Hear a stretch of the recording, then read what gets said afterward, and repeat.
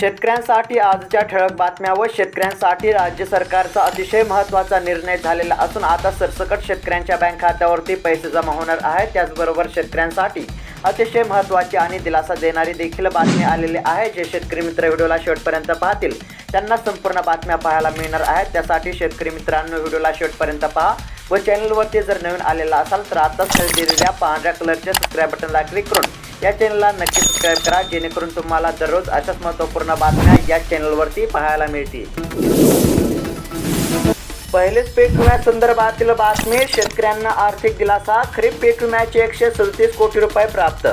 एकंदरीत जर पाहायला गेलं तर पीक विम्यासंदर्भातील महत्त्वाचीच बातमी पाहायला मिळत आहे। खरीप हंगामाच्या पीक विम्याचे 139 कोटींपैकी 137 कोटींची रक्कम शेतकऱ्यांच्या बँक खात्यावरती जमा झाली आहे। तसेच उर्वरित 2 कोटी 18 लाखांची रक्कम पुढील 4 ते 5 दिवसांमध्ये पात्र शेतकऱ्यांच्या खात्यावरती जमा होणार आहे। त्यामुळे शेतकरी बांधवांनी त्यांचे आधार कार्ड लिंक केलेले बँक खाते तपासून घ्यावे असे आवाहन करण्यात आले आहे।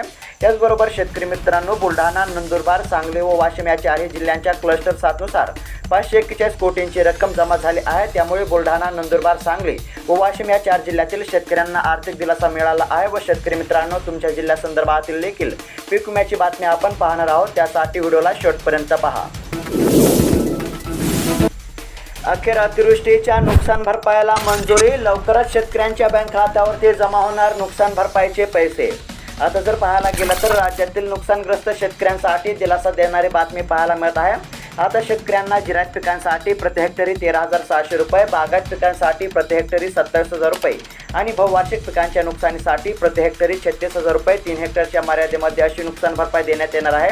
आणि त्याचे वितरण डीबीटी पोर्टलच्या माध्यमातून लाभार्थी शेतकऱ्यांच्या थेट खात्यावर जमा करण्याचे आदेश शासन निर्णयामध्ये देण्यात आलेले आहेत। त्यानुसार आता शेतकऱ्यांना आर्थिक दिलासा मिळणार आहे। शेतकऱ्यांसाठी महत्त्वाची बातमी, प्रोत्साहनपर अनुदान शेतकऱ्यांच्या बँक खात्यावरती जमा होण्यास सुरुवात। आता जर पाहायला गेलं तर महात्मा ज्योतिराव फुले शेतकरी कर्जमुक्ती योजनेअंतर्गत एकाच वर्षामध्ये 2 वेळा पीक कर्जाची उचल केलेल्या पात्र 10,779 शेतकऱ्यांच्या बँक खात्यावरती तब्बल 40 कोटी 15 लाख रुपयांचे अनुदान जमा करण्यात आले आहे। त्याचबरोबर शेतकरी मित्रांनो योजनेअंतर्गत उर्वरित राज्यातील देखील पात्र शेतकऱ्यांच्या बँक खात्यावरती प्रत्येकी 50,000 रुपयांचे अनुदान हे जमा होण्यास सुरुवात झालेली आहे। अखेर शेतकऱ्यांची प्रतीक्षा संपली। खूप दिवसांपासून रखडलेल्या ठिबक अनुदानासाठी राज्याकडून 123 कोटींचा निधी मंजूर। आता जर पाहायला गेलं तर शेतकऱ्यांची प्रतीक्षा संपलेली असून आता शेतकऱ्यांना ठिबकचे अनुदान हे मिळणार आहे।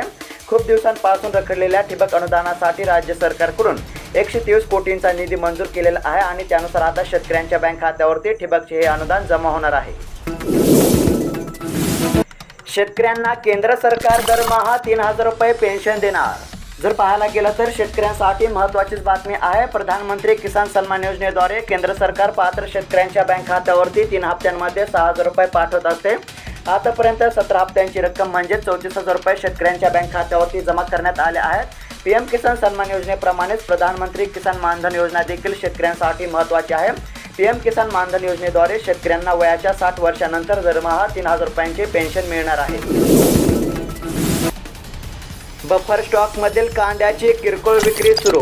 सध्या जर पाहायला गेलं तर केंद्र सरकारच्या भाव स्थिरीकरण निधी योजनेअंतर्गत 5.25 लाख टन कांद्याची खरेदी पूर्ण झाल्यानंतर त्याचा साठा करण्यात आलेला होता। सध्या ग्राहकांकडून दरामध्ये ओरड नाही, शिवाय शेतकऱ्यांकडून कांद्याची आवक बाजारामध्ये सुरू आहे।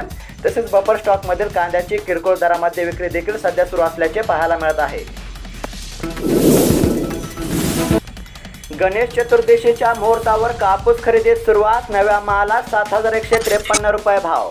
आता जर पाहायला गेलं तर राज्यातील अनेक ठिकाणी गणेश चतुर्दशीच्या मुहूर्तावर कापूस खरेदी करण्यास सुरुवात झाली आहे।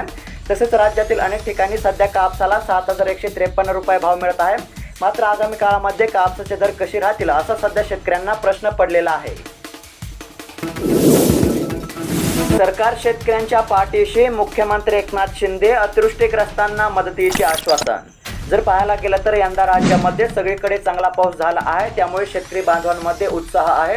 काही ठिकाणी अतिवृष्टीमुळे शेती पिकांचे नुकसान झाले आहे, पण राज्य सरकार पूर्णपणे शेतकऱ्यांच्या पाठीशी असून त्यांना सर्व मदत केली जाईल असा शब्द मुख्यमंत्री एकनाथ शिंदे यांनी नुकसानग्रस्त शेतकऱ्यांना दिला आहे।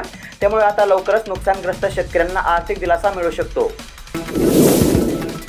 अखेर शेतकऱ्यांना दिलासा, अतिवृष्टीग्रस्त शेतकऱ्यांना 307 कोटी 25 लाख रुपयांचा निधी वाटप करण्यासाठी मंजुरी।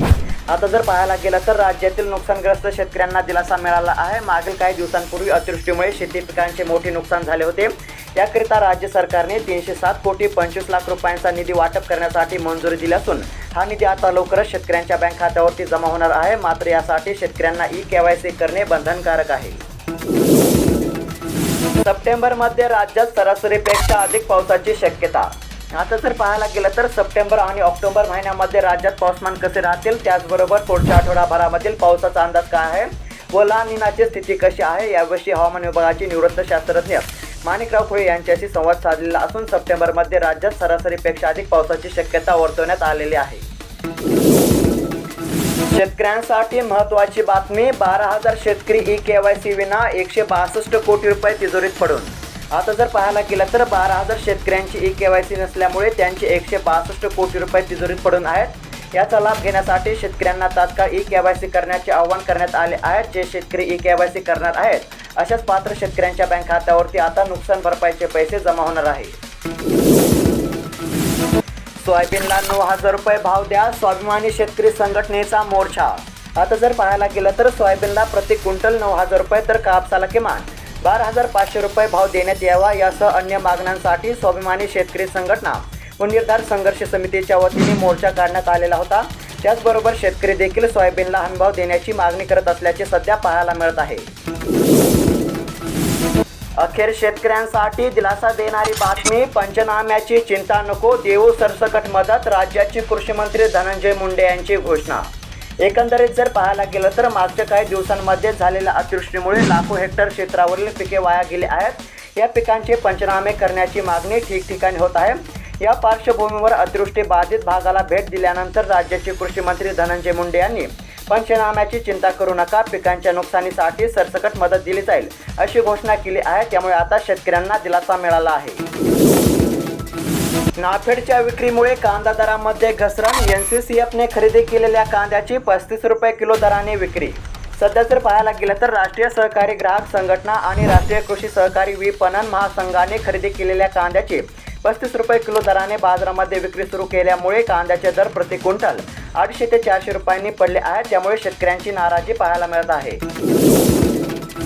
नुकसान भरपाईसाठी शेतकऱ्यांना ई-केवायसी करण्याचे आव्हान। आता जर पाहायला गेलं तर राज्यामध्ये मागील काही दिवसांपूर्वीच अतिवृष्टीमुळे शेती पिकांचे नुकसान झाले होते। याकरिता राज्य सरकारने शेतकऱ्यांसाठी मदत निधी देखील मंजूर केलेला असून हा निधी शेतकऱ्यांच्या बँक खात्यावरती जमा होण्यासाठी शेतकऱ्यांना ई-केवायसी करण्याचे आवाहन करण्यात आले आहे।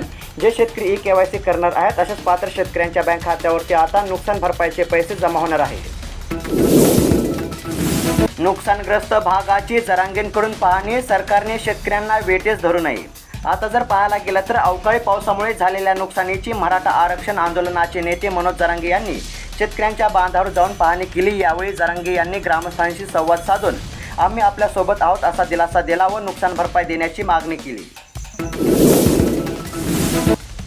ई-पीक पाहणीसाठी 15 सप्टेंबरपर्यंत शेवटची डेडलाईन।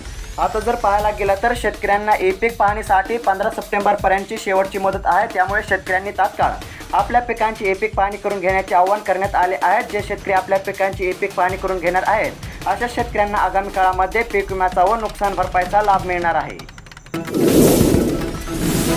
तर शेतकरी मित्रांनो, अशाच महत्त्वपूर्ण बातम्या दररोज जाणून घेण्यासाठी आत्ताच खरेदीलेल्या पांढऱ्या कलरच्या सबस्क्राईब बटनला क्लिक करून या चॅनलला नक्की सबस्क्राईब करा व तुमचा जिल्हा कोणता आहे कमेंट करून नक्की कळवा। भेटूया पुढील व्हिडिओमध्ये। धन्यवाद।